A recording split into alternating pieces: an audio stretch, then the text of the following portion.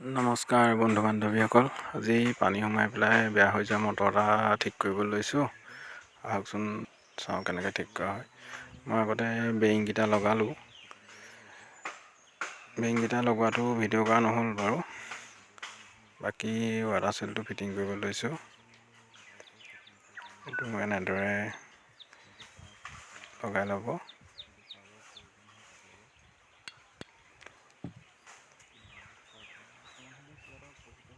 তাৰপিছত চিলটো ধুনীয়াকৈ বহাই দিব।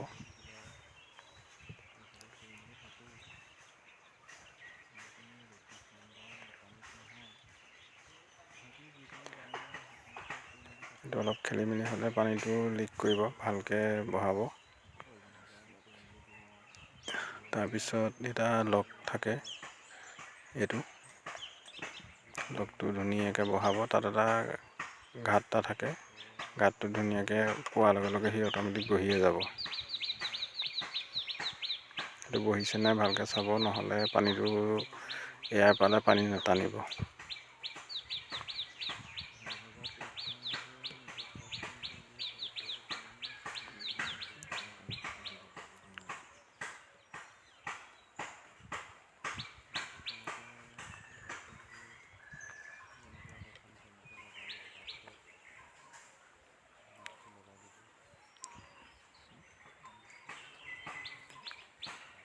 এইটোত গ্ৰীজ অকণ লগাই লৈছোঁ, গ্ৰীজ নলগালেও হয়। গ্ৰীজ অকণ লগাই ল'লে গুটকা টুকা ৰাখিবলৈ ভাল হয় চাবিটো।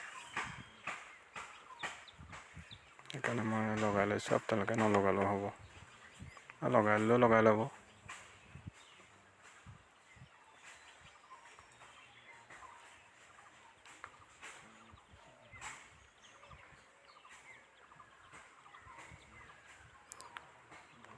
সেই চাবিটো আৰু এম্বেলাৰখনৰ ঘাটটো মিলাই পেলাই ধুনীয়াকৈ বহাই দিব।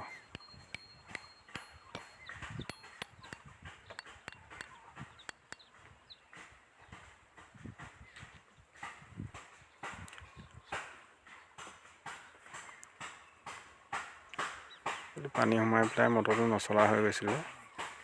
বাকী এইবিলাক নট চট খোৱাবিলাক মই স্পীড কৰি দিছোঁ, নহ'লে ভিডিঅ'টো বহুত দীঘলীয়া হ'ব।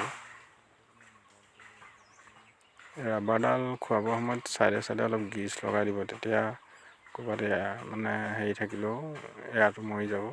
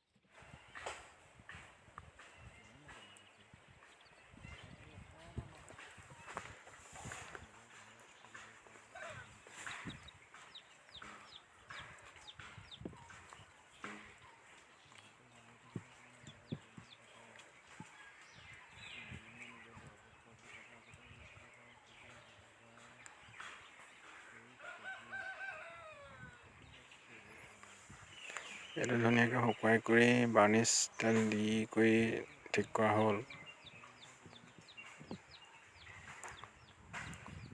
বাৰ্নিছ তেলটো দিব লাগে, নহ'লে ক'ৰবাত পানী দুনি সোমাই পেলাই ক'ৰবাত কিবা হেৰি হ'লে বাৰ্নিছ তেলটো সেইটো প্ৰটেকশ্যন দিয়ে।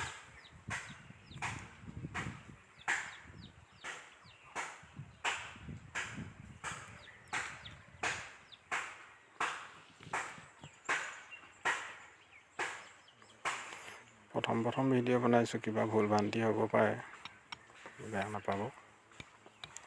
কিবা ভুল হ'লে আঙুলিয়াই দিব, যাতে এনেকৈ বনাই কৰি থাকিব পাৰোঁ। কাৰোবাৰ নহয় কাৰোবাৰ ক'ৰবাত অকণমান হ'লেও উপকাৰ হ'ব পাৰে। প্ৰায় মানুহৰ মটৰ চটৰবিলাকৰ সমস্যা হয়। পানী সোমাই পেলাই নচলা হয়, কাৰেণ্ট দি দিয়ে, কইলটো এনেই গুচি যায়গৈ। পানী সোমালে সাধাৰণতে কাৰেণ্টটো দিবই নালাগে, শুকুৱাই কৰি ভালকৈ তেল চেল দি দিলে যদি শ্বৰ্ট নহয় তেতিয়াহ'লে সি চৰিয়ে যায়।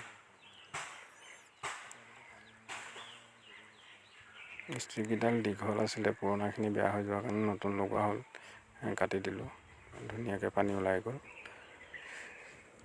ভাল লাগিলে ভিডিঅ'টো, যদি ভাল লাগিলে like comment share and subscribe কৰিবলৈ নাপাহৰিব। ধন্যবাদ।